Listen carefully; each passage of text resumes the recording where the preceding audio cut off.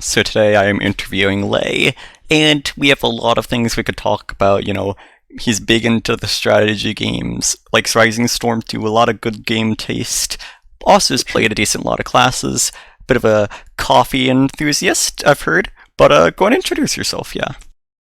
Sup? I've been in this game for a while since season 22 UGC. It's like what is that? 5 years at this point, 5.5 years I'd say. Uh, I've played a decent amount of stuff, but most people know me as being a med main. Right now I'm playing engineer in advanced, trying to win on it and probably try to play med again next season. I've also played a decent amount of scout. Yeah, those are my three main classes. Played Mostly played a lot of Highlander, way too much, and I played a lot of other games too. If you look at my Steam, I have a lot of hours and other stuff. Not really relevant, but yeah, I've tried to mentor a lot, especially lately, trying to help people in the game and try to understand it better myself. Yeah, it's the main stuff. Is play a lot of Doctor and Highlander in general. Hmm. Okay. So, how do you what got you into the game on a casual level at first? Casual level, I saw the Meet the Team videos. Oh, I yeah? think most people, like when they were like 12 or 10, saw them and thought, damn, this shit looks crazy. That was basically me. Uh, I originally got my like first non-awful laptop, like a real computer, I think when I was 12. And I wanted it so I could play modded Minecraft at not 15 FPS. And I wanted to like make a friend of all my friends. Not Jesus. I wanted to make a server with all my friends in middle school so we could play modded Minecraft. Uh, but it turns out that I didn't know that Steam existed, so I installed it because I think my friend wanted me to play Undertale. It was all right when I played it, but I remember that TF2 is a game that exists. I played that. I didn't play it, but I remember seeing it when I was like 10. I thought this shit's cool as hell. So I installed it, and unfortunately, that's been my top game ever since that day when I was 12 years old. So, yeah. Hmm. Okay. That's definitely fair. It's a regrettable life choice, huh? Yes, this game has been a massive waste of time, and it has been largely at the expense of various social skills, Hmm. job opportunities, social opportunities.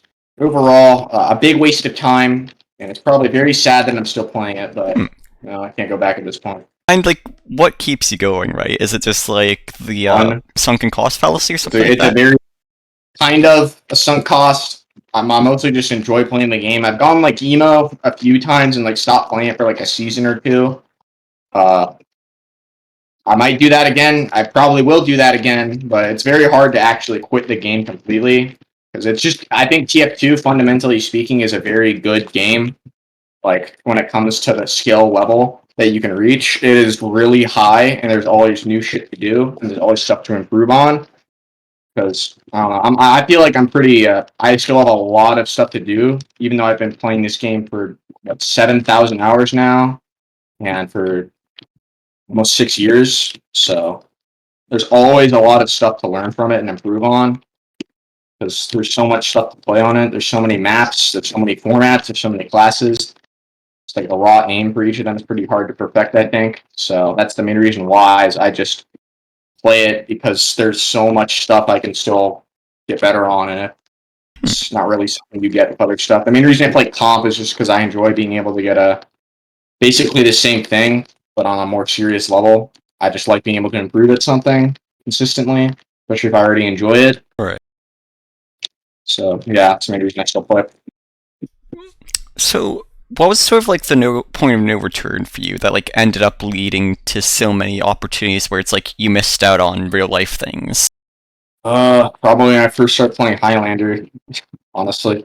Hmm. Okay. I kind of exaggerated the real life thing, but I'd probably actually say like around when COVID hit, I unfortunately have been playing this game a lot more uh than before it hit. At that point, I just have been playing the game all the time, especially this summer specifically, even though Hmm. there's no disease. But so yeah, I probably say since COVID is when I've been playing the game significantly more than before when I've been playing Highlander. So Hmm. Right. Would you say like it's something that you just sort of like got kind of like used to being reliant on, just sort of as a way to normalize things to kind of get through COVID? through COVID, I just played video games all day through COVID. Hmm. And is that something that you're like finding yourself kind of having difficulty breaking away from at the moment? Yeah, right now. But although I'm not in school. I'm not really. I don't have like a real concrete job. I do have one. It's just I don't really work at it that often. So I don't really have any other hobbies besides playing video games. So yeah, it's kind of hard if I don't really have anything to have to do. Hmm. Okay. And like, what's sort of your plan to get away from that? Like, it sounds like you're gonna go I'm emo going again. back to school in like 2 weeks, so it's kind Oh, of something that's going to make me have to focus on it. what are you Uh, studying? an econ major right now. I'm in my second year, but it's basically my third because I got a lot of credits from high school. Hmm. I see. Yeah, LFT banker. maybe I go to law school, might get a master's. I don't know. I'm basically going for free right now because I don't know. The awful state of California decided to give me a scholarship, so I don't have to really work. It's probably bad in the long term, but who knows? Yeah. It's definitely interesting just to talk to people about it. It's like so many people are kind of like aware of how much time they're investing in the sort of impact it has onto their life. But then it's just like a lot of the time they don't really do that much about it, you know what I mean? It's just like they just keep Yeah, complaining. yeah. That's what I do. It's probably very unhealthy, but oh well. Yeah. I Not much think you else you would can do. be looking at pugs for the peak example of that, for sure. Yeah, I play that. I think it's crucial that a lot of people try to limit their pug, like not just TF2, but I think pugs specifically. At least in Highlander, I feel like they make you play and act like a much stupider person in TF2, if that makes any sense. Uh, you say act, like, why would that be? They're just, I feel like they just make you play unseriously and make you get really angry. Because here's the thing I've noticed in a lot of pug groups, and it's been a recurring issue, I think, for a lot of newer players, is the best players in the pugs usually play with their teammates and their friends, which is like not bad, obviously. But here's something that a lot of people do, including me, probably pretty bad, is I tend to get very loud and angry when I'm playing with my friends, and I like to troll my friends very often when I'm playing against them also. Uh, and when like invite players like Rage and Pugs, when there's like noobs in the mix, like newcomer, amateur, IM players in them, it often like subconsciously incentivizes them to rage a ton. And basically, you just have a bunch of people who rage a lot and play in really stupid ways. That's what they see in Pugs, and that's their only real practice outside of playing in scrims and stuff. I really feel like the death of TF2 center has been really bad for newer players. I think in this game. So Hmm. Uh, what do you think potential solutions would be? potential Definitely since. solutions. I don't know. I I think that the map test pugs are very good right now, but that's mostly because they're enforced people to try hard, and that's because the skill level of them is enforced to be really high because it's obviously gate kept to where it's supposed to be high advanced plus players because they want to test maps and also they do not let people troll in them. Right. So, and I don't think that's going to happen in almost every pub group.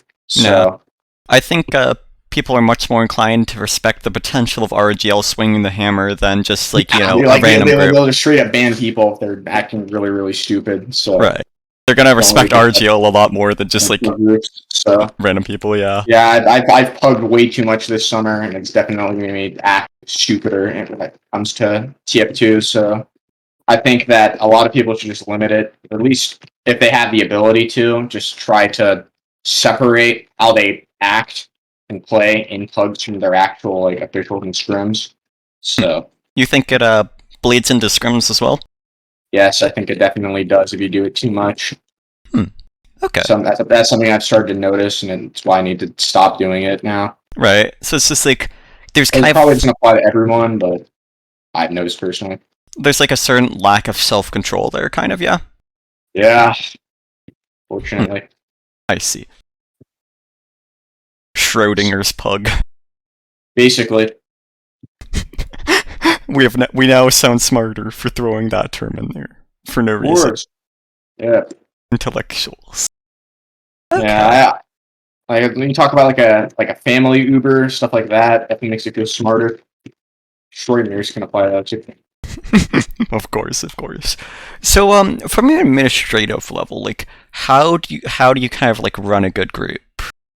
Ugh, I haven't really ran pugs in like 3 years, so and I don't really. It's kind of hard to quantify how good they were because a lot of this stuff when people talk about how like HL pugs were so good when they ran, now pugs are a dark age.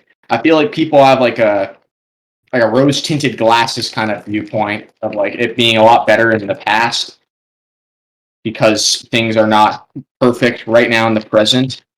I think it's hard to administrate a pub group, especially if you're friends with a lot of people in the community. So that makes it obviously harder to uh, be strict when it comes to enforcing rules. Because that's ultimately the thing that these pub groups come down to is people don't enforce stuff that often. So it's like I understand why, but it makes it very difficult to administrate a pub group if you have to not enforce the rules too hard. Stuff I've noticed. I haven't Right. really ran them in a while, so kind of hard to say how you would do it best. Uh, yeah, So it's like a bit of a lose-lose situation there, though. yeah, it's exhausting to run them, I think, and you don't really learn too much out of it. It's just something I think, at least, it's Right. very difficult. Okay. Yeah, it definitely just seems like the sort of thing that like just draws you ire no matter what sort of thing you do. It's like you're either Yeah, not it doing just makes you enough very jaded with or you're doing too the much. gaming community when you do it. So I noticed, but Damn. fine. Pugs Uh, just be hitting differently. yeah, they're very difficult to run. I think. I really think that unless you are very committed to enforcing stuff, which will make a lot of people very unhappy, which obviously will make you not want to do it. And that makes sense. It's going to be hard to get them to be competitive and serious. So, Well, I think the other part of it, right, is if they're not happy, it's just like you can't really have a group. Like you have to yeah, if strike people a get balance. angry, then you can't really have a group because this community is relatively small. So, there's only so many people you can not allow for not abiding by the guidelines. So, it's very difficult, I think. Yeah, I definitely agree. It's like if you go a little bit too far, you just egg on like so many more people. Yeah, it's But unfortunate. I guess that's kind of the diff between like an RGL ran group and other groups because it's with RGL it's just like whatever you're banned. you, They'll literally ban you. They're the league, so they don't really care yeah, if you're just something I noticed. bit of a support system difference. I would diagnose. Yeah. Okay. And do you think that RGL pugs, whenever they come out, or like these larger pug programs, like, do you think those could potentially be a solution here or not really? I don't I don't really think so because you run into the other problem where there's a huge like mix of player skill levels, which will just lead to some really unbalanced stuff sometimes, which is fine obviously, but that's just something I've noticed in that way. So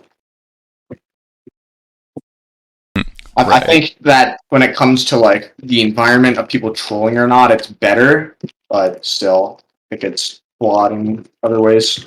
Right. There's So like only so much you can do. I think you have to go in with certain expectations when you play pugs in this game. So if you just do that, then I don't think it'll be as bad. So Hmm. What sort of expectations would you say there could be? probably just not take it too seriously when you do. Like I said, try to separate how you approach it from your actual serious scrims and stuff, because that's Right. a problem I've had. Be problematic if you don't for your team, and that's ultimately the only people who really matter. is your team, if you have one, when it comes to stuff like your gameplay and how you act. Not always, obviously, but those are the most important people to approach. So if something's wrong with your gameplay and they tell you, then that's what is going to be the decisive fact, not what other people think usually. Right. Okay. That makes sense. Yeah. Do you think there's like benefit to just having like smaller groups that kind of just like only include people from like your own sort of like friend group or so, or do you think it's just like it's too hard to kind of get those off? I think in-house pugs are good if you get enough people to run them, but I think with Highlander, because it's 9v9, it's more difficult to get that. I think it's a lot easier if like sixes to get in-house pugs, but because it's only 6v6, but Highlander in-house pugs are really hard to do just because of how big the teams are, and that means you have to get a lot more people. So, Right. like, I think in-house pugs are good if you get enough people to do it, because everyone's like friends of each other. They usually aren't the most serious, obviously, but that's usually fine. So, I don't think in-house pugs are really applicable to Highlander though. So, Okay. That's definitely fair. How about just like pugs with like a smaller skill range, just sort of like knowing a core player base and trying to cater to that? Would I that think be that's another? well, yeah. I think pugs like that are like specifically like mid to high advanced and above, or like anything below main are good in their goals, which is to get people of the similar skill level to play and improve against each other. I think that's better because it's not so unbalanced to where people are. There's just people who can't really do much because they're playing against like 6 invite players and they're like IM stuff like that. I think is definitely unfun for people involved in it. So I think Right. that is effective to make groups that specifically allow only those people. But usually, if a group's big enough and they don't have fat kid rules, they'll just have the captains pick the best players available, which is going to be like invite players, etc. Hmm. How do you feel about fat kid rules? I don't know. I usually like to think that I understand why, because it's kind of dumb if you have to like wait a pug or two or even longer just to be able to play at all. But I think in the end, fat kid rules are kind of stupid because it makes it so that players that aren't that great have to play, which unbalances teams. And I think overall it's bad for them because they're playing against like 7 invite players and they're like main, for example. So I don't think I'm the best voice on this because I'm not exactly. I'm someone who would probably get fat kidded in like really serious pugs, but that's just what I think. So. Okay. And then this would probably be the last pug related question I have. How overall, like, how effective do you feel like they are as a tool for networking? Networking, they're Yeah. good for networking if you talk to the right people, but I don't know. To the right I people? feel like if you want to get recognized, just play well in your scrims and officials and make friends with people on your team. If you can, try to move up with people. Sometimes it's obviously hard, but yeah, they can be effective for networking if you know how to do it right, or if you're good enough at a specific class. So you So, mentioned the right people, though. nah, Could you further elaborate on that? I don't really care to right now. I'm kind of sick of talking about the pugs. Fair To be enough. real. Let's move on. Uh, Okay. So, what class did you start off playing at, like, when you just got into the game? Engineer. Well, when I first started playing TF2, or I first started playing comp, First start TF2, and then we'll get to comp in a little bit. I remember I thought WM1 like backburner pyro was like the sickest thing ever when I was a kid. So yeah, that's what I played a ton. I respect it. Yeah, that's something I did a lot when I was very young. Was I just played WM1 backburner pyro on like quick play. When I like the first like year and a half, 2 years of me pubbing before I started playing HL, I just played whatever. I think I like playing a lot of Demo Man, and I'm terrible at Demo Man, so that's weird. Okay. But yeah, backburner pyro. But when I first started playing HL, played engineer in Steel on the Extreme Dream meme team. Never forget. Uh, it was interesting. I'll say that. Then I played Scout for 2 seasons, one in Steel, one in Silver. Then I played Med for a bit, and then I did my first of many going emo / quitting for a bit. And then I played med again, then engineer, Hmm. then med, then med. Then I trolled in like off class for a season in Maine for some dumb reason. Then med, then med, then I quit again, then med, then I subbed, and now I'm on engineer. That's basically the history of my Highlander crap. Hmm. So Okay. And what sort of like inspired you to compare initially? Like, what was the sort of method? How did you get into it? Kind of, right? I watched like I-50. I forgot which I-50 it was, but that was one of them. I think I thought that was really sick when I watched that when I was like 13. Kind of like the idea of playing in a game at a very high level. Since I just like started playing video games, I thought like Minecraft speedruns. I forgot what they were called. They were like I'm stupid. This is stuff I watched when I was like 11, but yeah, I don't know. I'm not a professional in this stuff, unfortunately. So No, that's fair. But was it something you sort of like did with a group of friends, or did you like just go uh, LFT? Like, what was the sort of HL, I just process? went LFT. Yeah, I just went LFT. None of my friends. I didn't really make any friends as a pubber, and none of Hmm. my IRL friends play TF2. So All right. How about from the early days? Like, did you end up sticking around with most of those people? Like, did you make long term no, friendships? I don't. I'd have to. I don't think I talked to anyone from like my first 3 seasons I played with Hmm. anymore. Okay. And you said it was engineer that you got into initially, yes? I first started playing engineer my first season. Hmm. And why did you choose engineer? Seemed easy to be able to play. I was confident on it, I guess. Hmm. It was fun. Okay. Yeah, it's like the main reasons why. How about scout for 2 seasons afterwards? What kind of Now, led to that change? I think I played sixes for a bit, and I enjoyed playing scout in that. So I haven't played nearly as much sixes as HL. I'd like to play more of it. It's just kind of hard to because I don't know as many people in sixes, so it's hard to get on a team. A lot of my friends from like Highlander don't have the time to play it, so it's hard to make a team with them. So Right. Okay. Then you said medic after that, right? that's why I've played a lot of medic. That's my probably yeah. That's what my main and what most people know Hmm. I play. So How? What led to you getting into medic? I what was it when HLpugs.tf were first a thing. I added up because I wanted to play TF2 outside of like scrims and matches, and it seemed more serious in like TF2 center. Here's the thing in that what I remember is that if you're like a new player, you're obviously not going to be picked on stuff that there's a ton of other people trying to play. No one really wanted to play medic that often, obviously, so I did it just because I wanted to play it all and like an invite pug. It turns out I wasn't actually that terrible at it, Hmm. so So it's like I sorry. no. Go on. What were you gonna say? I Sorry. was gonna say, so it sounds like a lot of it was just sort of like ease of convenience, like kind of getting into the game or just finding out a little bit about your interests, but then a lot of it just kind of like filling in the gaps, right? Yeah, I don't know. I have a lot of stuff I need to work on in the medic Hmm. class, which I plan to do next season. But yeah, that's the main thing. Is All right.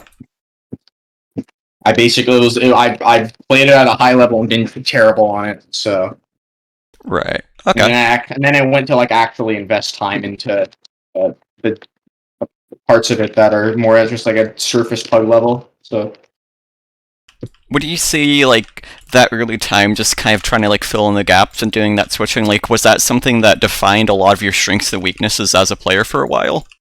no, I don't think so because Okay. uh, I didn't really get as angry back then when I was like younger. I have a bigger problem with that probably now than I did when I was like 13. So that's probably my biggest weakness as a player. I got the dog shit mental. So Hmm. What sort of led to that change, if you would want to talk about it? uh, let me think. Probably related to the thing that I was talking about earlier is how you get exposed around other players that are better than you and they act a certain way. You subconsciously start doing that. I used to be a lot more quiet in this game when it came to like my mental, but I've, Hmm. I've, I've gotten a lot more loud and angry. I'd probably say it since fucking let me think. Probably like season 25 is when I started the downward spiral. Hmm.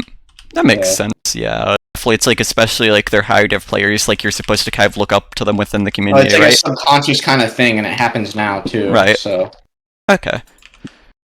that might be a reason why. I don't know. There probably wasn't like some like arc or like sudden transformation is probably a gradual thing. So, So what do you think like is something you could sort of do to like fight against that? Like, is there anything you can consciously do, like to try and fight against it, like be outspoken against it or use push something? to talk. If you, and push the push to talk key is important here because if you have it in a Right. super convenient place, you can still be a retard with it, as I've seen many times. Well, I'm more interested in like preventing that, right? Like, is there any way to really do that besides just not involving yourself in those sorts of situations, or not really? Don't play TF2 that often. Hmm.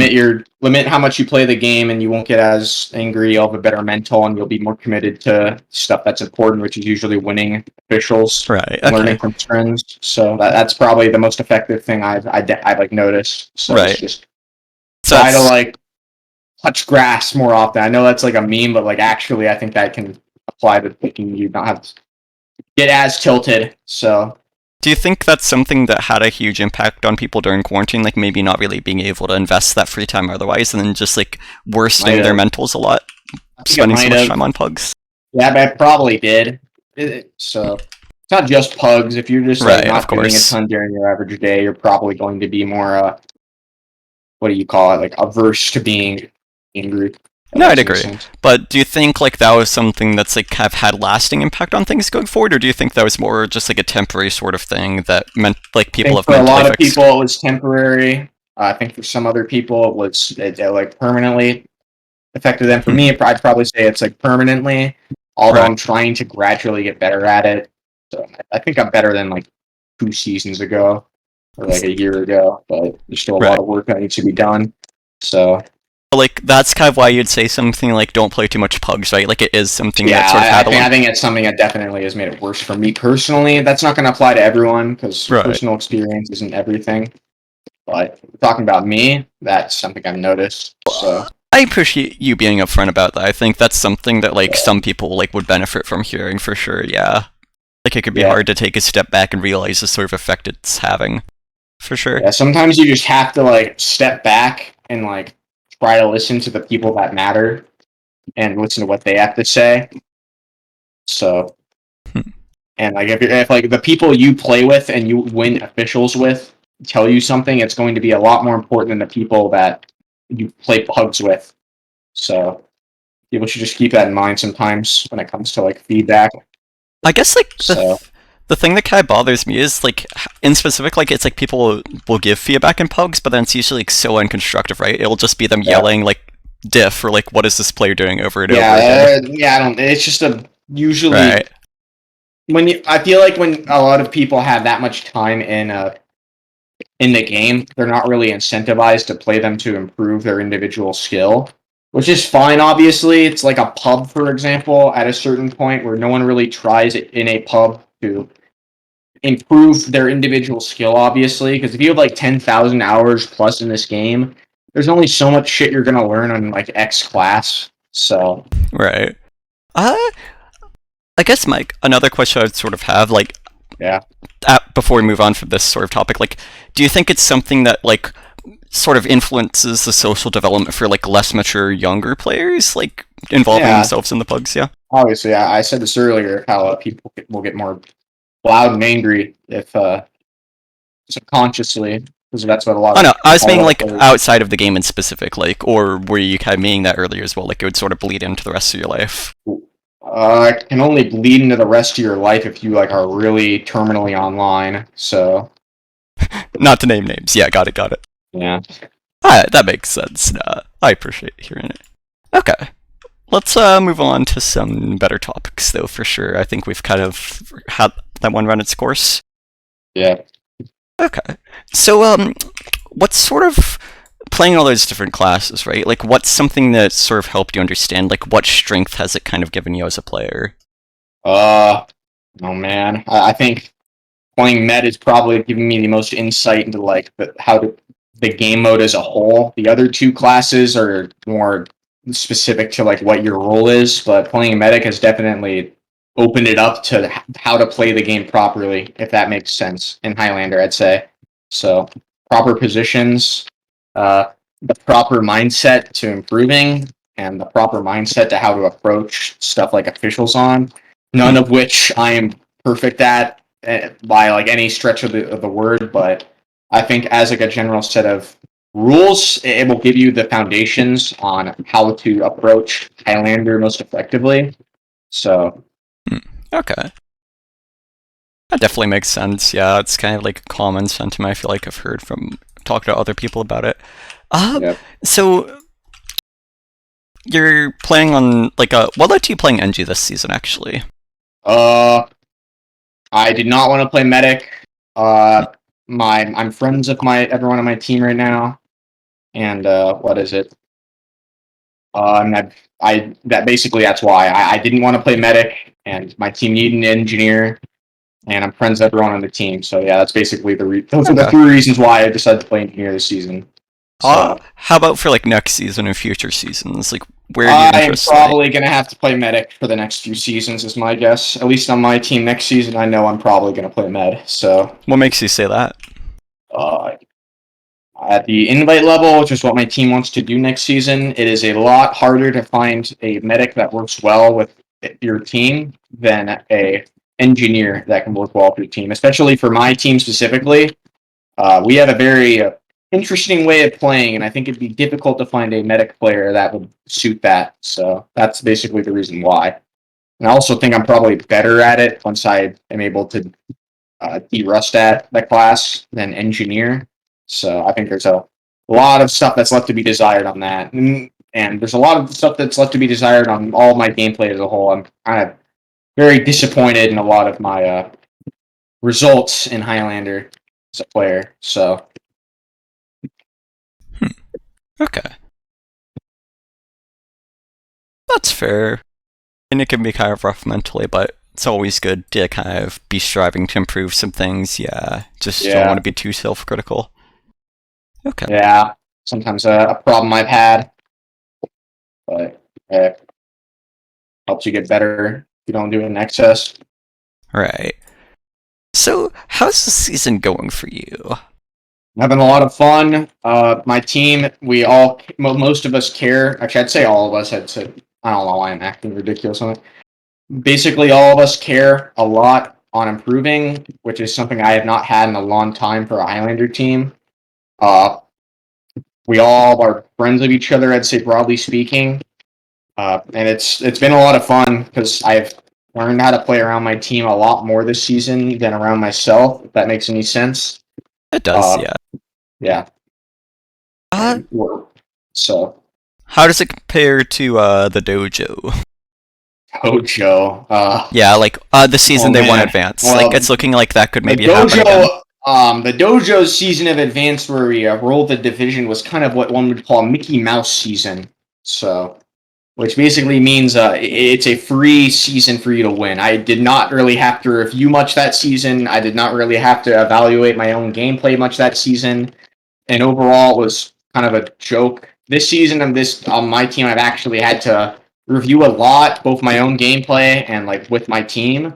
Other people have had to review a lot. It's not a free season this season of Advanced, and I think Right. that's the key difference. And that's overall made it a lot more enjoyable because I feel like it's a lot more earned when I win.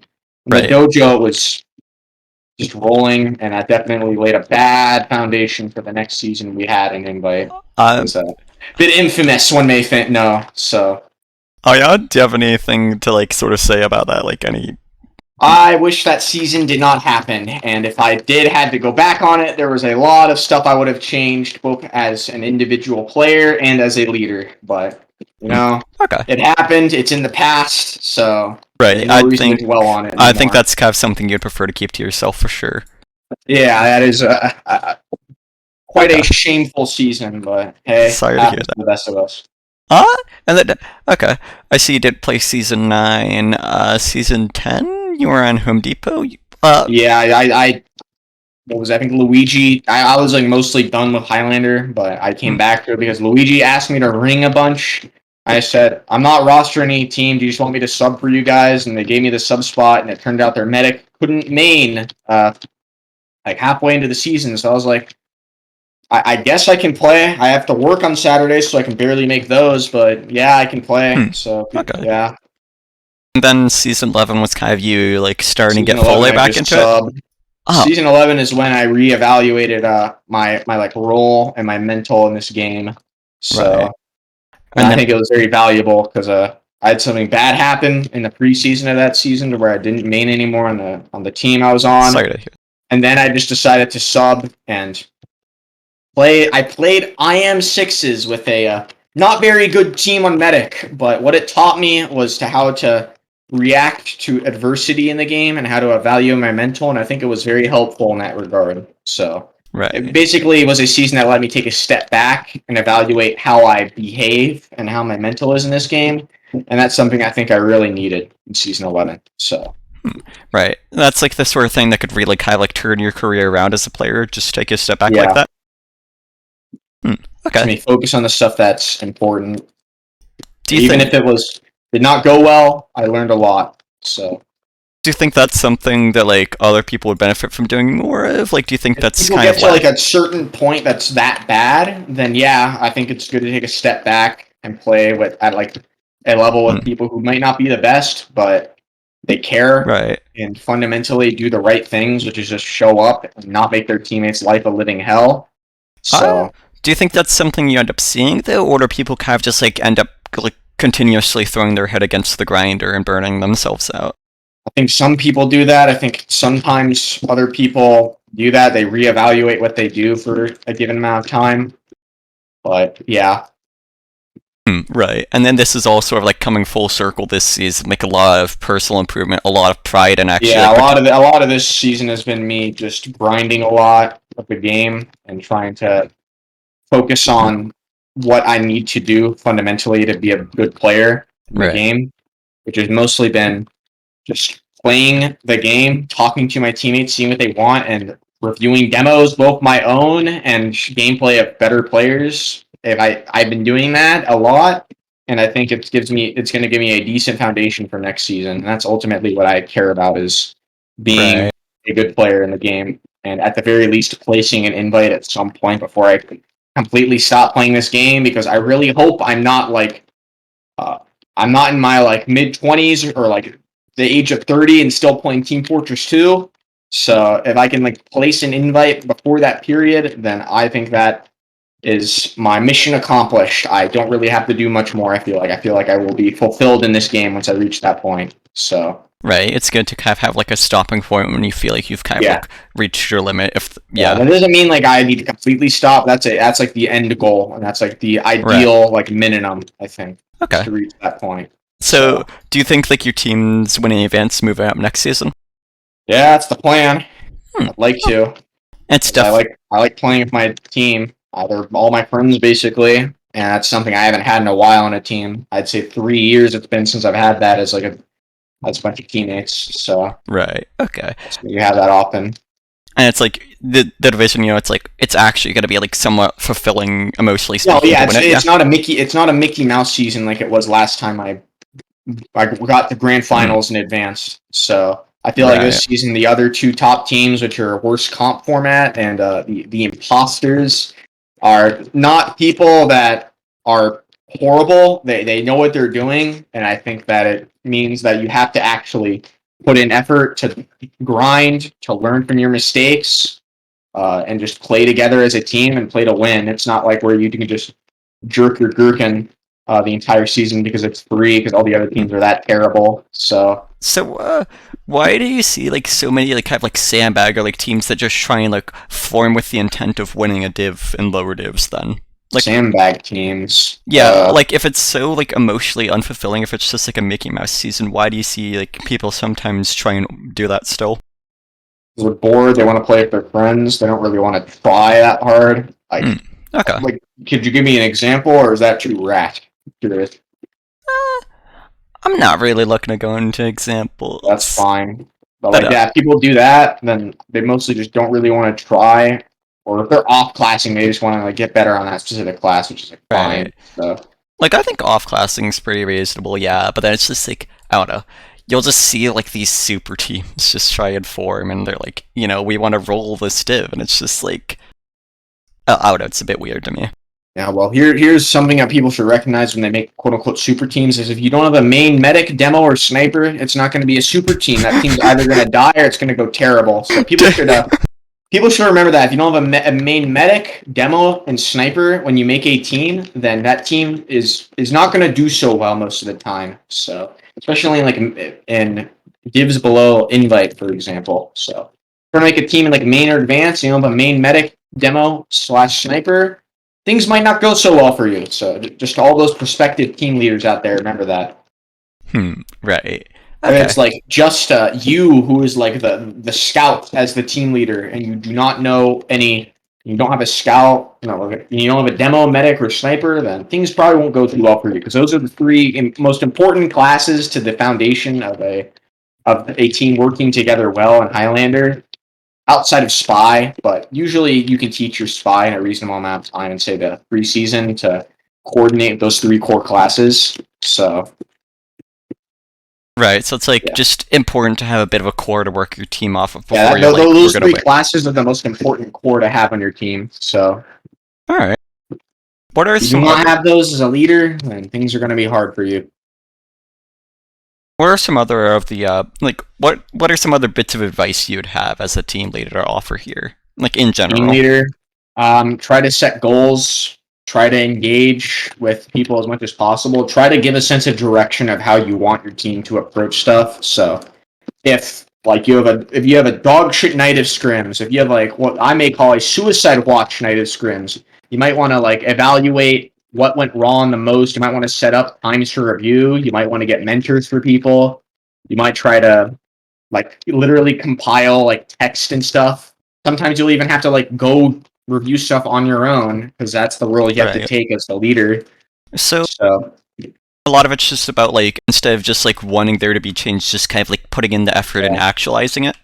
Yeah, and you also have to like obviously listen to like feedback from as many people as possible on your own team. Right. Uh, when it comes to getting scrims of other teams, you have to figure out the people that are worthwhile, if that makes any sense, and figure out the others that are like really dumb and are Right. not worth it. You don't get practice. So whether that's you roll them so hard where no one learns and they just troll because it's such a roll, the other team plays really, really goddamn stupid. I'm not going to name names, but certain people that are probably watching this will know who I'm talking about. They're in my division. So they just play really weird, and no other team plays like them. So yeah, I've Right. noticed that from experience of scrims. So And so, yeah, just making sure that everybody there is trying their best. You know, they're not just like playing for themselves. They're helping the team. They're actively wanting to yeah, work together. the goal of Yeah. scrims is to like improve as a team, obviously, and obviously you want to like review your own gameplay, and you want to like, get mentored. You want to like watch demos of your class specifically, because that's a micro thing to improve on. But the macro thing is usually your team playing well as a whole. So like for example, I'm going to use my scrim last night. Uh, I did not do very well on my individual role as the engineer for my team. I failed to watch connector a lot on product, which is pretty bad. But that wasn't the sole reason why my team lost. That was a contributing factor. That was my own mistake. The main issue that my team had was perhaps the inability to decide where they want to play in regards to walking forward on the point and holding the point. That's not necessarily related to me, although my bad decision making on my class individually contributed to the overall problem as a team. So, not Right. always. Sometimes individual mistakes are more important. Sometimes they're less important. It just depends. Depends on the class, depends on the situation. Like my game crashed in my playoffs match last week Oh wow. on a Swiftwater defense engineer. That is very bad to crash on. That was kind of a really bad thing individually on my class that led to my team losing the hat, for example. So stuff Right. like that. But then It's it's like just like it's not really something you can control there. Yeah. So that's important not to get yeah, too I was discouraged. not thrilled about that. I was very sad. I'd Yeah. imagine. Yeah. Okay. Uh, what do you sort of look at look for when like you're looking at players when you're like making a team? Like, are you usually looking at like just their reputation, their name, if they're a friend or not? Like, what are the sorts of things that you I really think look all for? those can contribute to something. I think that if you like start, if it depends usually if you know them and have like experience of them as a former teammate or a friend, because when you make a team, ideally you want to have as many set names as possible before you start getting tryouts, especially like I said earlier, the three core classes you get. Sometimes that's obviously not the case. Like what is it? When I won advanced season 7, the only mains we had were me, the doctor, and theoretical spy on spy, and we still won the div. So not always does it apply, but as a general rule of thumb is that if you can try to get as many people as mains as possible, without having to try out players, just because you know them like personally or as a teammate or like just them as a good player and you have them added, if you can do that, that is usually ideal to building a team because you have a core set of players that you already are familiar with and have the same set of ideas in mind, and they're going to play with each other. So Uh, do you think that's ever something that ends up being like a double-edged sword to an extent? Like it prevents you I from think potentially. sometimes if someone turns out to like have a terrible mental or if they're just straight up not good, you're kind of like saddled to having them. So it can be double-edged sword sometimes, but you need to like just have conviction in yourself Right. when you decide to give that player the main spot like at the start.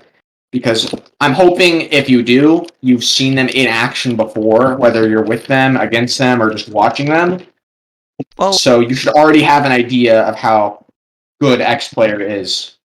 I So I feel like it usually ends up mostly being an issue when like teams aren't sure whether they're just gonna be like a friend team or whether they're like trying to win the yeah, div, right? sometimes there's players on a team like establishment teams, like legacy teams that just don't really improve ever, and that can definitely be problematic, especially if you're friends with them and it's hard to actually cut Right. them. That can But be very problematic. it's only So really an issue like if you don't have a clear goal, right? Like if yeah, you're trying to do both if you don't, things. yeah, you need to establish goals obviously as a leader for your team to do well in a given season. So, but Right. and as a player individually, you need to have goals for your given season. So, So like what would your goal have been this season? Just like fix your mental win sort of. advance. That's my goal this season right now.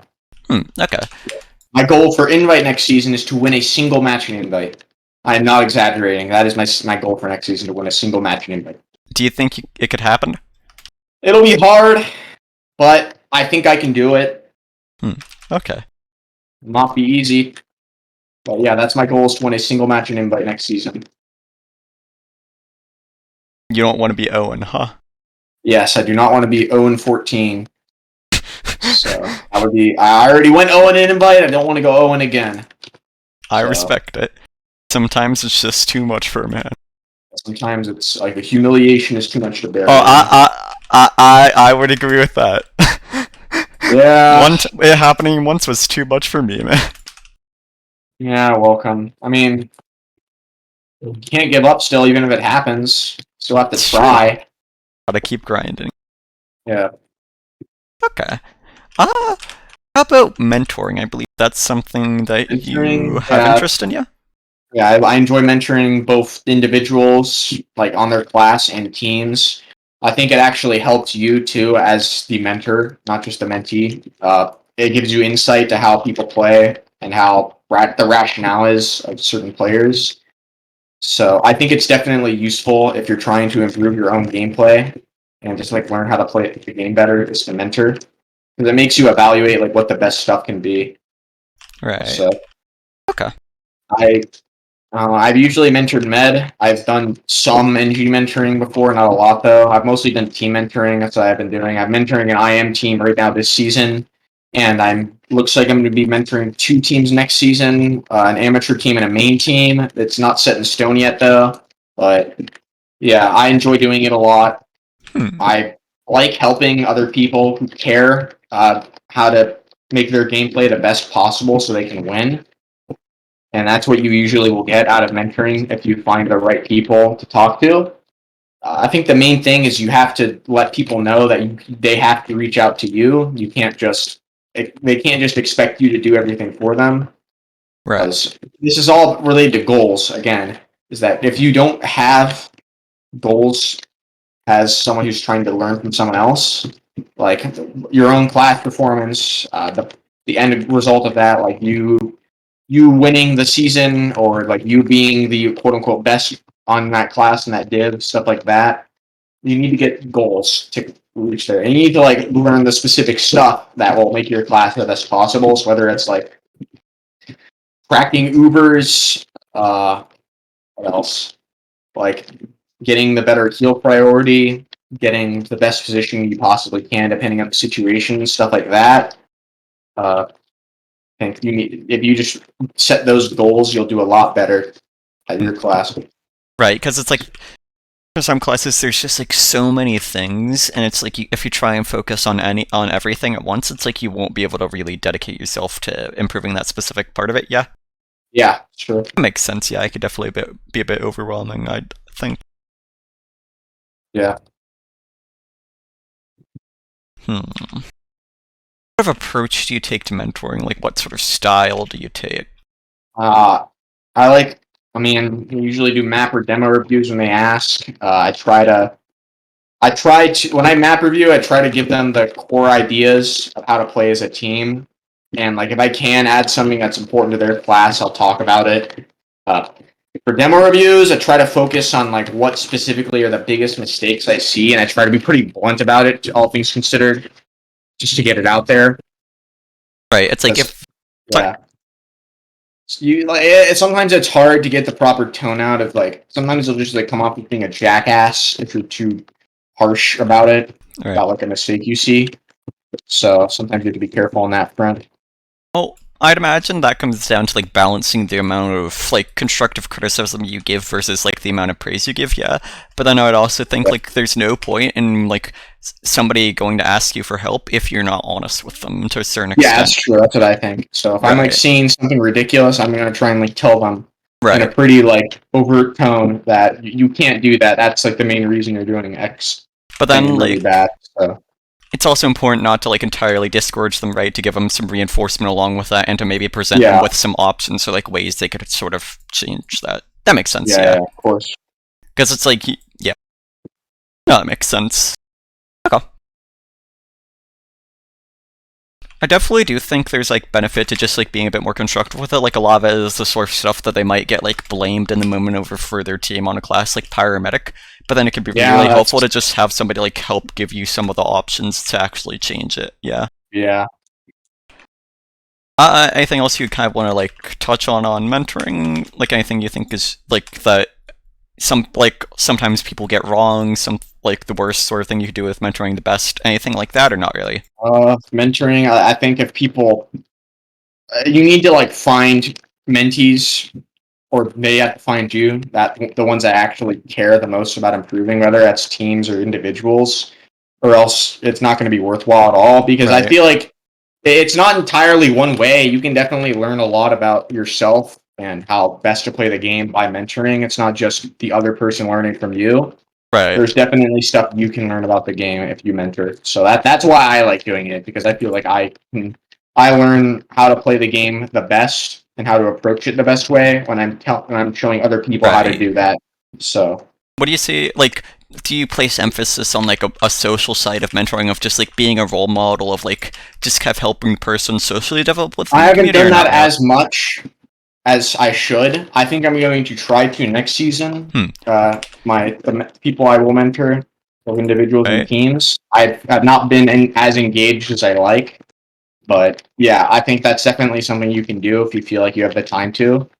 Hmm. Is just try to engage with them and talk to them to make sure that they are able to connect to a higher level of the community. Because I feel like there's like a taboo of interacting with people regularly that are in like a big difference in division level. So like Right. indoor players like can't really talk to like main players. Like advanced players can't talk to like IM players, and I feel like it leaves a lot of people out to dry, and it's difficult to what do you call it? Uh, bridge the gap between the divs, and it's harder for lower level players to be able to improve because they don't know anyone in those higher divs. Why do you think that is? Like, how does that sort of like artificial social construct come to be? I mean, it makes sense because you're obviously not going to talk to people that you don't have as much stuff in common with. So if you don't play with or against those people, then you're not going to have something as in common with them as much. You're not going to interact with them as much. So if you're like an invite player, you're probably not going to be playing against main players too often unless you like ring, play like a dog shit pugs, which you should not play. Like, stuff like that. How So does it's the harder to, taboo like, side of it come to be? Sorry. No, Like, sorry. How does the taboo sort of aspect of it come to be, though? Like, that kind of makes it sound like there's a bit of a stigma to an Weird extent. for a lot of. It's not something you see that often as lower level players interacting with people on higher div levels because you don't get as much of a chance to, and it's just seen as like off to do it. You know? Right, so there's just like there's a lack of like mutual kind of like means of connection there in a sense, yeah? Yeah, basically. Okay, that makes sense. That explains it a bit better to me. Okay. Not as much mutual exchange there. What's up? Not as much mutual interaction. Ah. That's the main thing. Right. Okay. I think that probably about covers it for mentoring. Yeah. It's definitely an interesting thing to talk about. Like, everybody has, like, a little bit of a different idea of it. Some people think the social side's super. Just Basically, interesting yeah. to see what other people think. Yeah. Okay. You're also very passionate about paradox strategy games, right? That's something Unfortunately, now those games are a massive waste of time, but I'm very sad and play them. Here's the thing that's good about them is you don't really have to pay attention super hard, so you can like listen to a podcast or a video essay in the background. That's like the main reason why I have so much time in them. So Is that something that kind of depresses you at all, or not really? Like, it just like I don't like Paradox's business practices. I feel like it depending on the game, it's very hit or miss. I think I've told you that there's like four main, not really main because there's other ones, but like the ones that people know about are like Victoria 2, Hearts of Iron 4, like EU4, and like it's CK3 now, right? yeah, and then Stellaris as well. Oh yeah, Stellaris, that too. 5. So I'm a real view. I've only played 3 of those, and only 2 of them I actually like have put a lot of time into. So Okay. And could you tell me a little bit about that? Yeah. Point 4 is very hit or miss depending on the game. There's a lot of very large mods for it, which is probably the biggest plus of it, because the game vanilla-wise is boring as hell, I'd say. So depending on the mod, depending on how much it gets updated, you can have a lot of enjoyable content, but for the most part, the game's kind of hit or miss. It gets really repetitive, and a lot of stuff's very surface level because it's supposed to be centered around like World War II. So outside of stuff related to that, it can be very shallow. So what I love about I was gonna say, yeah, like it's very built around that particular system, and then it's like it's hard to kind of like create systems to match other environments from the ground up. Yeah. Yeah. Sorry, as you're saying? No, I agree. It's just very surface level, I think. Yeah. Victoria 2, on the other hand, that game's very archaic and kind of incomplete, but there's so much depth in it that I just have to think it's the best Paradox game around. So they have such a detailed econ system. I love the colonization crap. I love the ethnic crap. It's just a lot of stuff that if you're a weird like history nerd like I am, you really like it. So How yeah. about Europa? EU4, I am not a fan of EU4. I'm gonna be real with you. The DLC stuff is a massive grift. I think waging war in that game is awful. I hate it. Very bullshit related, I think. Waging a war in it sucks, which is like kind of important for a map game about like the 15th century and beyond. So it feels very. I don't like how the tech works. Like it's like imagine in Hearts of Iron 4 if your like factories were you had to sacrifice your research points to build military factories. That's basically how it works. It's really goddamn stupid, I think. It's just like it's there's just not that So it's like, it's weird progressing, right? Like how it's all just in intervals. Like it's there aren't like many like side things. Like there's depth to it, but there's not very much width to the kind of like the yeah, tech basically system, right? how it works. But I Yeah, just think that yeah, I think it's really dumb in how the research system works. Is that yes, it makes sense that in like 15th century, fucking what do you call it, like Europe. Spain, like Castile, they were unable to develop the concept of a church unless they okay, this makes they can't develop the concept of a church being built to increase tax revenue, whilst also making the tax rate be increased in a local province. It's so stupid. Well, I guess like So, it kind of goes with like the empire building theme, just like seeing it all kind of expand at the same time. But then that it's just like it standardizes things so much. Like you have the idea groups, but then like there's just like a preset kind of meta for those in most cases. yeah, it's And then it's boring. like you compare that to Victoria 2 or Hoi 4, just like building out, to really specialize to your own needs and wants. But Yeah, I do think with the Monarch point system, like it works like the best way it could, like just having that system. But I don't know. It's kind of like what the game is known for, like being an empire ability. Just like going to the development screen, spending points, stuff like that. Just having it yeah. all I'd kind rather of build. if I'm empire building, rather just play Victoria too. So, it's my Right. opinion. No, it's definitely fair. I think like EU4 is the main one where it's just like you'd see blobbing. Like it's just like a blobbing game, in my opinion. And Yeah. if you want And also, something, I said it before, but I hate waging war in that game. So no, I'd agree. Yeah, I'd just rather play Horde 4 for that. And then it's like for personal interactions, like Crusader Kings, I think is probably like the best for like modding per se, like for getting into others, like for total conversions rather, because of the character system. It allows you to really kind of like replicate a lot of what makes like X setting unique. Yeah. I think Hoi 4 has some pretty good total conversion mods, all things considered, though. So I'd agree too, but I think like the character system is what really helps sell it for Crusader Kings 3. Just yeah, like especially for like more intrigue-based settings like Game of Thrones, you just don't get the same experience. yeah, obviously, because Like imagine Palpatine's Gambit in Crusader Kings. That'd be kind of dope, I think. yeah, but like, what is it? Old World Blues is probably my favorite. Like Yeah. full stop Hoi 4 mod, and that's total conversion. But that's also because I really like New Vegas. So I just like the biggest gripe I have with Europa is that it's hard to do total conversions with how the tech system is. yeah, It's it's just very like annoying. you know, Don't like the tech system. That's the like main thing about it. Star Wars mods and like Hearts of Iron 4. It's like you can research like all these different ships and stuff. Like it's so unique. But then it's like if you tried to do an EU4, it'd just be like, oh, you researched this tech. Here's your ships. It definitely just doesn't capture it, but I do think it's probably the best for multiplayer.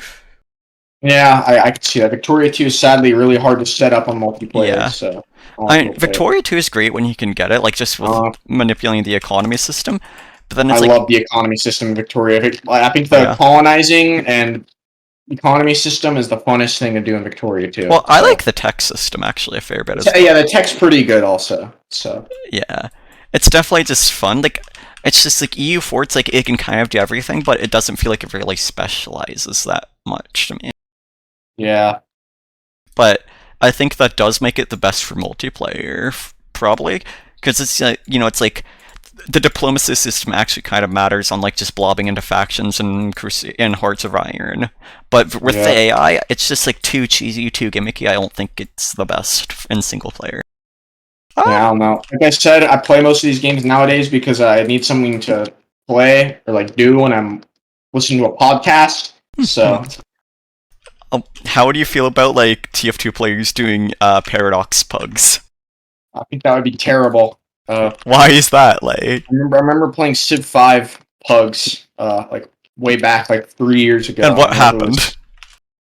it wasn't that great. Why not? Yeah, people The didn't issues.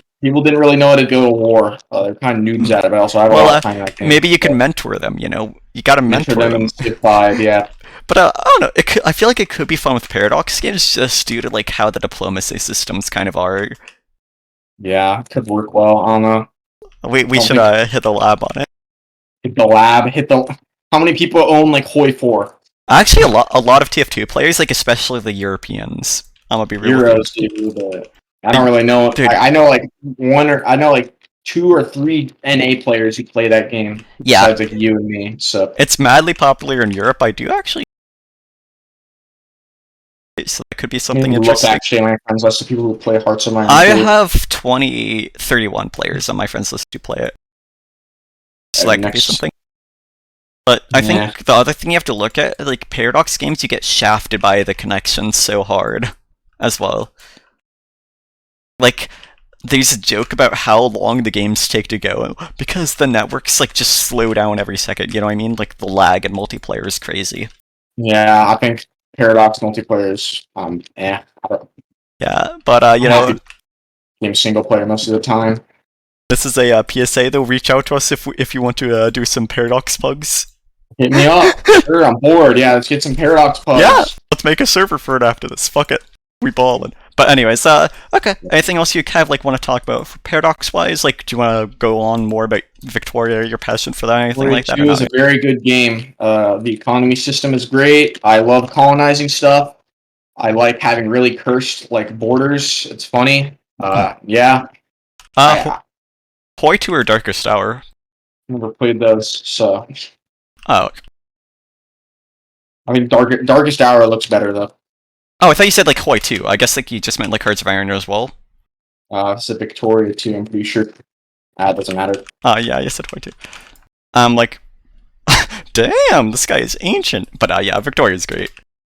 Yeah, It's good just game. like, yeah, I really hope Victoria 3 isn't awful. The map looks very suspicious though. yeah. I've So heard some sus things about it of how like they've simplified the war system. I don't know. It's yeah, like the war. I don't know, like Victoria 2 is very archaic, but that's what I liked about it. They make it like really lame and simple, I'm going to be very disappointed. But right. Paradox is known for being lousy, so I Well, wouldn't be surprised. I think like the sentiment I've heard is that Paradox has just kind of shifted like their priorities on game design. Like people like I think CK3 actually has like decent reception, but I think it's like initially there's a lot of criticism about just like it being kind of different on a fundamental level to an extent, or at least like at the very like I think I heard some of that, but I think especially you see that like that's what when I'm looking at the comment sections, I'm seeing a lot of that when it comes to Victoria 3. People are just like it's Paradox just doesn't make it the same way anymore, stuff like that. Yeah, I don't know. They're trying to simplify. Victoria of all games is not what I want to be simplified because I think it being like really weird and complex is the best thing about it. Right, and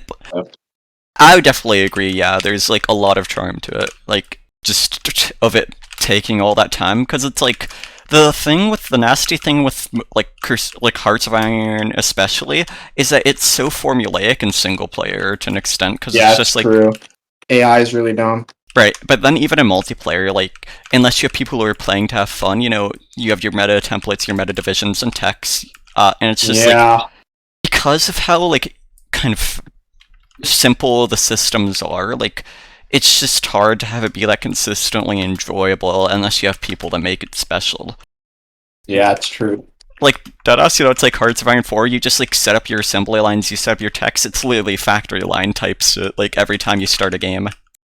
Yeah, Formulaic as fuck. But then Victoria 2, it's like there's so much more going into it, yeah. But I don't think we're seeing that. yeah. I don't know. Lazy Yeah. developers. I think you have to like port forward for Victoria 2 multiplayer though, right? Yeah, it's really annoying. You have to do Damn. that. I don't know, you like get on that shit, we'll play it together. With two, yeah, let's go destroy I don't know, X country. Flood economies. We will defeat China in the past. Yeah, basically. We will ruin No. their economy. Like, what is it? It doesn't matter. Yeah, I think Yeah. that's about it. That's fair. And definitely a bit of a interesting discussion. You don't really like, not really a topic that's been covered at all in the previous interviews. So Yeah, it's a very weird subject. I So love it though. It's great just going on these random like tangents with people who have explained their passions. I believe next would be the Rising Storm. Yeah. RS2, that game is great. Yeah. I wish it wasn't dead. Uh, when I stopped playing TF2 a bit after season 8, I basically played RS2 instead for a year. That game is amazing. So it's basically a mil sim. It's like Arma or Squad, but What do you have in it?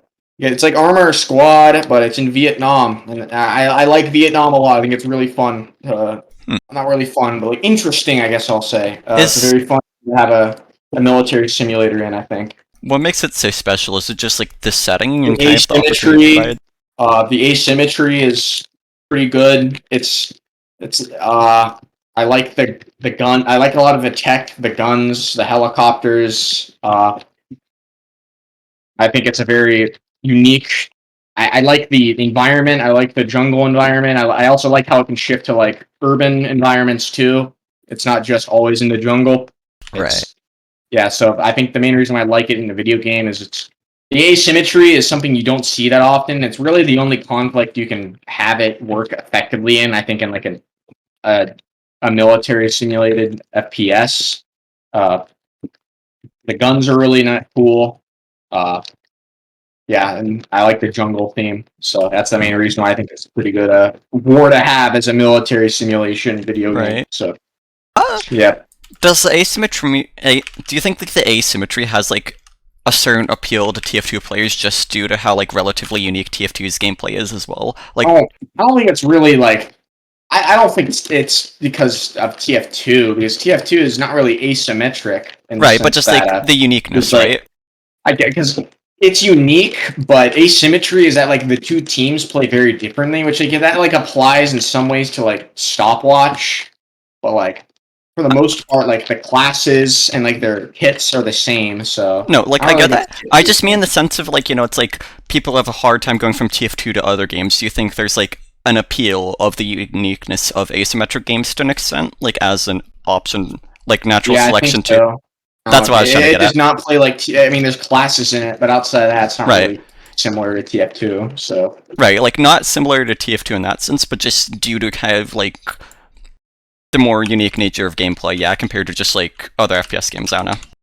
yeah, I Okay. think that compared to other more mainstream FPS games, I think because it's like a smaller, weirder game, if that makes any sense in that Right. way, it's able to appeal That more. makes I don't sense, know. yeah. A friend of mine told me to play it, and I bought it because it was on sale, and I'm playing a lot since. So that's like the main reason why. Right. But you said it was kind of dead, yeah?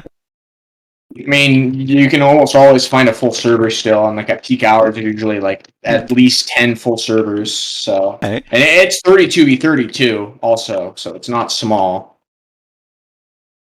Yeah, there's it's not really dead because you can always find a full server to play on, but it just feels a very small scale compared to TF2, and no one like knows what it is. Hmm. And why do you think that would be? Just like due to how many people you need to really get it going? Yeah, I think 32v32 is a lot of people, obviously, Alright. and yeah, and Uh, also the devs don't care about it. So Alright, I will be back in 1 second. I am going to grab some food that just got prepared. I will be back. If you want to talk about like other games or just ramble on something for a little bit, you can. okay. uh, I guess I'll go back to RS2. So yeah, it's a mill sim. It's kind of like Squad or Arma 3, not entirely though. The VC or the North Vietnamese and the South Vietnamese are basically the two core factions in it. There's like multiple different nations. Like on the South, you got the Aussies, you got the South Vietnamese, and obviously you have the Americans. They have the Army and the Marine Corps though, so there's like different variations of weapons there. Depends on the map. The North's kind of lame. They just had the Viet Cong and the like North Vietnamese army, the professional army of North Vietnam. They have like different abilities. Like what is it called? The Americans have a lot of tech, as in like aircraft and bombs to use as their abilities. Because you have a commander in each team, and basically the commander for the Americans. I played a lot of commander in that game, by the way. You have napalm, obviously. You have artillery. Everyone has artillery though, but the Americans have the best artillery. It's like airburst. And my favorite thing in that game is the AC-47 flying gunship. That is my favorite ability in the game, and only the Americans have that. No other faction has it. I fucking love that thing. It's amazing. Alright, I'm back. Sorry about that. Now you're chill. I'm ranting about RS2 right now. Yeah. So Normally it's just like I would pause the video, take a break, but my power supply, it's kind of busted and it crashes my computer when I try and render videos. So it's like I have to do it in one takes. But yeah, it's fine. So yeah, but RS2, the ability is probably the best thing. The Aussies have just a bombing run. The South Vietnamese are impoverished, but they also have the flying gunship. so wait, there's like sub factions kind of for each side, like There's Australia. sub factions. Yeah, there's so like if you're playing as the South Vietnamese, you have the Americans, obviously. You have the Australians, and the Americans. They have the Army and the Marines, which are like they have different weapons. The Marines usually have the shittier weapons, and there's the actual like South Vietnamese army, and then you have the North Vietnamese army and the Viet Cong for the north. So, What do the Marines kind of get like in place of having worse weaponry? um, they don't always have worse weaponry. Actually, it depends on what stage of the war you're in. It's like weird in how it plays. Oh really? Like different stages of the war have like different equipment sets? It's if you play the campaign mode. Not everyone plays campaign, cool. but when I played it, yeah, but there's a campaign in it that's from like 1965 to 1975. It's really cool. And it basically goes from and like there's three stages of the war. There's early war, there's mid war, there's late war, and the guns and like factions change depending on the war, on like the stage of the war. So early war and also the abilities. So like early war, the Americans don't get the gunship, which makes me very sad. They have worse guns. Uh, so do the North Vietnamese. The Viet Cong don't get AK-47s until mid-war, so early war they have to use like the SKS-45 as their main rifle. Uh, Late war, the only factions you can play as on the south side are the South Vietnamese army. You can't play as the Americans or the Australians. But they have 30 round M16 magazines, so they're kind of crazy. Oh, nice. I do Don't get actually that. have Rising Storm too, so maybe we could play it sometime. Maybe we could get some TF2 Rising Storm pugs. I don't fucking know. You know, 32 v 32 Yeah, TF2 players. we'll get like the entirety of Advanced or Invite to do it. Like we'll just get like the basically entirety of you the need division. all of like Invite to play that. It would be crazy though. Yeah. It's a game I'm actually good at. But I don't know, like maybe we could get a squad of people going, like, and just Maybe get like some servers. 6 people probably. I think that's actually kind of something interesting, like, that I could try and do with these. Like, maybe just see if I could get some people to get interested in X niche game, get some multiplayer stuff going. That'd be neat. Yeah. But anyways, okay.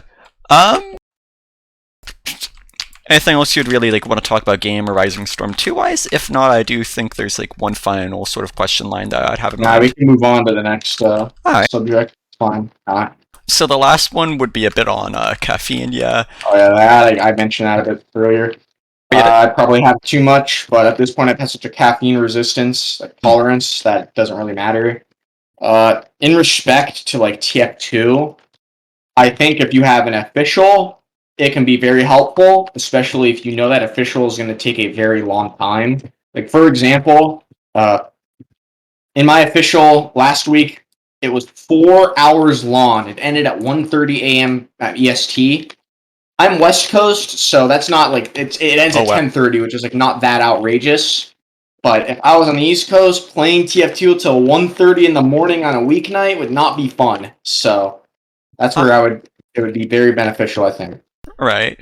Have caffeine intake. I think coffee is the best. I don't really like energy drinks. What sort of strength coffee do you usually have?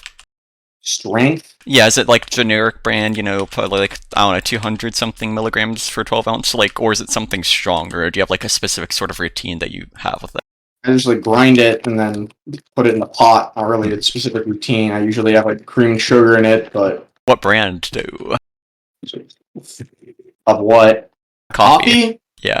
Like the Jose's crap my mom buys at Costco. I'd have to check. Okay, so just like that makes sense. Crazy, it's like vanilla. It's like vanilla flavored. It's crazy. It goes hard.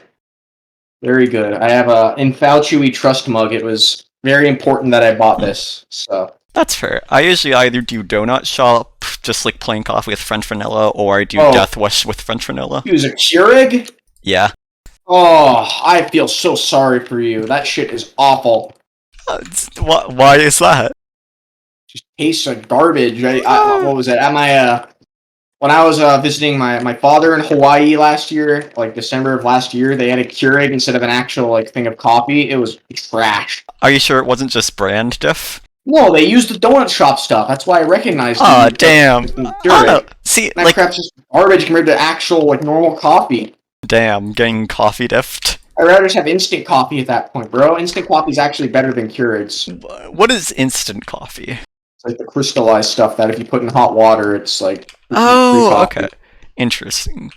I don't know. I normally just like put a lot of French vanilla in, so like it still ends up tasting pretty damn good. Creamer? Yeah, Well, yeah, but I do that too. But I don't know. I think creamer is usually pretty bad, but I'm sad and still have it. that's fair. What type of creamer in specific? Buy the shit at the store that's the cheapest usually.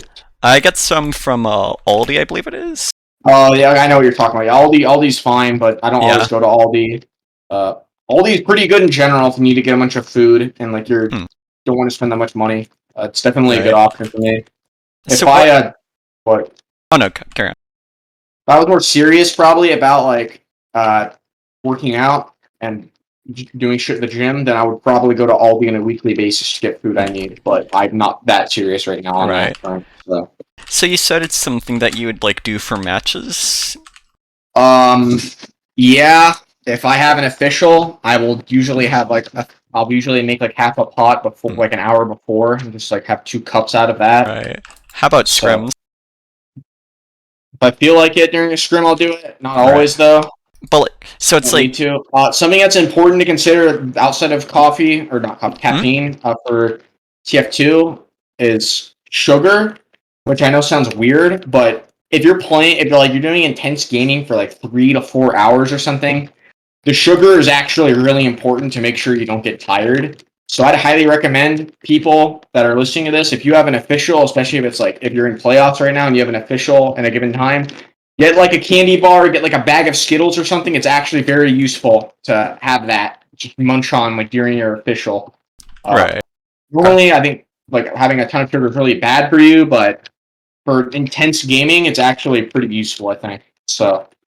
Okay. Uh, Uh, Shout out to my sniper Buko. He's the one who told me to do that. So what sort of effect do you feel like it has on you, like mechanically I don't get speaking? as tired. I can focus more. Do you I've like, heard. I've what is it? hmm? I just don't have to like get up as much Ah, often to like work. It keeps you more focused. I've right. noticed because you don't really get Do you find because like it yourself, gives you bursts of energy, which is what you kind of need when you're doing intense gaming. So do you I think it's find useful. like you jitter at all or much, anything like that much or not really? Mm, That you like jitter more, that you're like shaky or you're more anxious, anything not like that? really. Or That's not not really? something that's not something I notice. But Okay. I'm not really paying attention to that. So How about like mentally speaking? Like, do you end up feeling like more aggressive, hostile to your team and all anything like no, that? not when I have sugar. Hmm. How about caffeine as well? I haven't noticed I have caffeine either. I have a really insane caffeine tolerance, like I Ah, said. So well, like, I can have like a alright. cup of coffee, like 2 of them, like 3 hours before I go to sleep, and I'm fine. So So what's the lay coffee lore? Like, what led to you getting so tolerant for it? I had it a lot during COVID. Ah, during COVID. Alright. Yeah, Did you have like a specific reason for it? Like, did it just make things more enjoyable? it's nice to have in the morning. We always had it in the house. Hmm. So Okay. yeah, And it was just like one of those little like daily routine things that kind of still a keeps daily stuff routine for comfortable. me. I always do it when I get up and do shit in the morning. So Yeah, it just like keeps things a little bit more comfortable, right? yeah, Okay, yeah, like just that consistency I think is really important when you have a lot of uncertainty, like around the time of COVID. Yeah, that makes sense to me. yeah. Okay. Uh, I think that's about all I'd have to ask on that. I definitely enjoy like getting into the specifics of it a bit more, you know. Like that was pretty fun to do, just asking like about the sorts of impacts and rituals. It's really interesting stuff to hear. And I think it's kind Yeah. of cool to just hear about what other people do, yeah. I Mhm. think that's about all I'd have to ask All on right. coffee in specific, yeah. Yeah, if it's related to officials, I'd say hit 15 minutes of like Hightower or Harvest also. So Alright. class dependent. Not MGE. I mean, you can. I like playing like Harvest or Hightower though. Hmm. Warm up. And I guess, do you think like on like more GM based or like different classes, like projectiles or something, like what do you see caffeine having like a different effect on you, or not really? No, I haven't really noticed. Right, and that okay, I feel like, I don't know, I've only really done this like the past season, and I'm on a class right. that's not that intense most of the time, And then so. it's like you have a lot of tolerance as well. That definitely makes sense. If I was playing medic, I would probably notice it more because that's a class where I'm a lot more, let's just say, passionate on than engineer. So In a good or a bad way, notice why. depends. Hmm. Sometimes I can like LARP as the commander and it's helpful to my team, but other times I just get really angry. So Hmm. depends. Right. Okay. Do you think it could potentially like affect your decision making and positioning as well? Like, would No, I you? don't think it's. I don't think it's something that will affect me that way. It'll just make me be more focused Hmm. and be able to Okay. like go on for longer without having to take a break in some way. Alright, cool to hear, cool to hear. Are there any other sorts of things you'd want to talk about, or do you think that's probably about it for this? Yeah, I think that's about it. Been here for a while. Alright, Hungry, of that's fair. I will not keep you any longer then. Thank you for your time. course. All right. Well.